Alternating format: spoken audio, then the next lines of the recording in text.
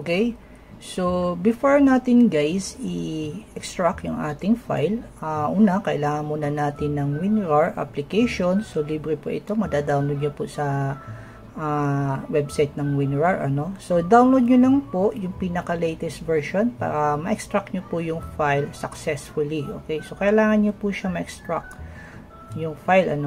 Extract here nyo lang. And then, i-type nyo lang po dito guys yung kanyang password. So, makikita nyo po yung password sa video din na ito. Okay. So, okay natin. And then, ito na po yung ating folder. Okay. Yan, So, open natin yung ating folder. Okay. So, ganito po yung lalabas, meron po tayo ditong 4 na files sa loob ng folder.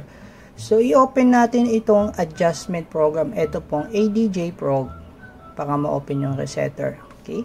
Yan. So, kung makikita natin guys, ito po yung unang lalabas sa kanya. So, the first time po na i-open natin yung adjustment program, manghihingi po siya ng ganitong password. Okay, enter password. So, balik po kayo dito sa ating folder. Okay, so dito po So, kung makikita nyo, may pre-provide po kaming notepad. Ang file name ay password. So, i-open nyo po yan. And then, dito sa ating notepad, makikita nyo po dyan, nilagay namin yung password ng file. Ito po yun, yung password niya ay iloadzone.com. Ayan, So, gagawin nyo lang po ito kapag first time na i-open nyo po yung adjustment program. Kung unang-una nyo pa lang pong i-open. And then, the second time around, na pag in-open nyo na yung adjustment program, hindi na po kailangan i-input yung password. So, kung first time lang po. So, since first time na open natin siya, i-copy nyo na lang po yung password para hindi na rin po kayo magkamali. Okay? And then, balik po tayo dun sa ating resetter. So, dito po yun, So, i-paste na lang po. Copy-paste na lang para hindi na kayo magkamali sa pagta-type. Paste na lang ganyan. And then, click OK. Yan. And then, mag-open na po agad yung ating adjustment program. Okay? So, para mapili natin yung model ng ating printer, punta lang po kayo sa select. And then, under model name, itap nyo lang po yung scroll down arrow.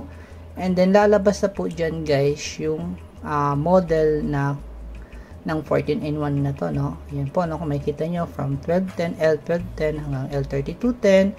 And then, scroll down nyo lang po, pababa. Yan, lalabas pa po yung ibang model dyan. So, meron po dyan, L3216, L3250, L3256, L5290 hanggang 5296. Okay? So, halimbawa, kung napili nyo na po yung model ng inyong printer, ganyan, select nyo lang yung halimbawa ng inyong printer. And then, dito sa port, pag nakakabit na po kasi yung inyong printer guys, instead na auto selection, much better po na mapili nyo yung port ng inyong printer, kung anong USB pa siya. So, usually, madedetect po dito yan, lalabas po dito yan, kung nasaan siyang port. Okay? So, kung hindi naman makita, pwedeng auto selection na lang din po. Okay? So, and then after po nyan, tap nyo na lang yung OK. And then, madidetect na dito. Mapipili na ng ating resetter yung model ng inyong printer. Okay? So, after po nyan, punta lang kayo sa particular adjustment mode. Po yun. And then, scroll down nyo lang po. Hanapin nyo lang po yung maintenance. Ito po yun. Under maintenance, tap nyo lang po yung waste ink pad counter. And then, click OK. Okay, so dito po lalabas na next ay yung kanyang waste ink pad counter. Okay, so para ma-check natin guys yung current waste ink pad counter, yung kasalukuyang page counter ng inyong printer, pwede nyo pong i-check lahat yan. And then, i-check nyo po itong check button. Okay, so pag click nyo po ito, lalabas po dito yung result ng inyong kasalukuyang page counter. Makikita nyo po yan dito, lalo dito kung 100% na. Okay? So, kung gusto nyo na po siya i-reset, yung inyong printer, i-check nyo pa rin po itong mga box na ito. And then, next ay punta po kayo sa may initialize button. Ito po yun. I-tap nyo lang po ito. Tapos, pagka may lalabas na message na ganito, i-click nyo lang po yung OK para ma-reset po yung inyong printer. Okay? So, ganun lang po guys. Kabilis kung paano mag-reset. After po niya na ma-reset yung inyong printer, ita-turn off nyo po yan and then turn on. And then, na-reset na po yun. Okay? And then, click nyo na lang po yung finish. And then, exit nyo lang po dito sa may upper right side ng X na ito. Okay, so ganun lang guys kabilis kung paano po ito gamitin itong resetter na ito.